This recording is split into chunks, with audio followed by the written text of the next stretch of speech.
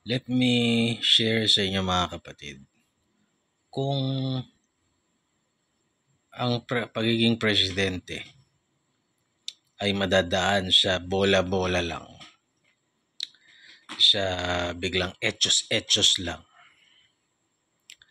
10 years from now ako ay tatakbong presidente. Diba? Kung papugian lang, parang may laban tayo dyan.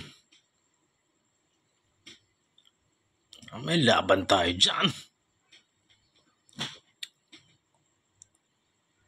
Pero ang pagiging leader sa kahit na anong level, kailangan may puso, may utak, may puso.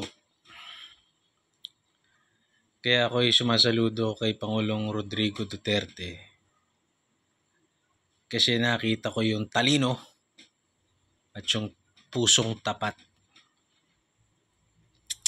Hindi niya hinangad na nagkaroon ng rebulto, papurihan ng mga oligarko, sambahin ng mga komunista, gawing simbolo. Hindi niya hinangad.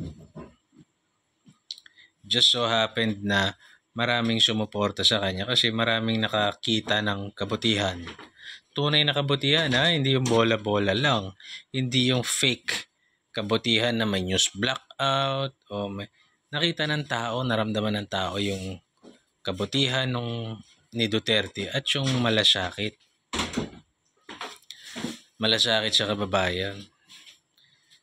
Bigyan ko kayo ng example. Doon sa Maynilad, nung maraming nawala ng tubig, pwede namang hayaan na lang yun. Rasyon-rasyon na lang yung mga yun. Dati naman na nangyayari yun. Pero hindi niya hinayaang mangyari yun sa mga kababayan niya.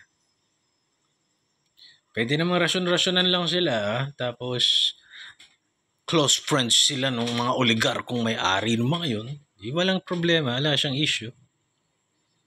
Mamahalin pa rin siya ng tao either way. Pero, hindi niya ginawa sa tao yun. Binigay niya 100%.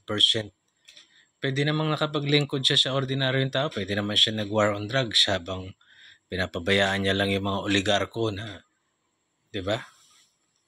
Pero hindi, lahat ng masama tinabla. Lahat ng para sa tao ibigay. Ramdam mo pag nagsasalita yung puso. Kaya yun ang hinahanap-hanap ng bayan. Bumalik ka na tayo.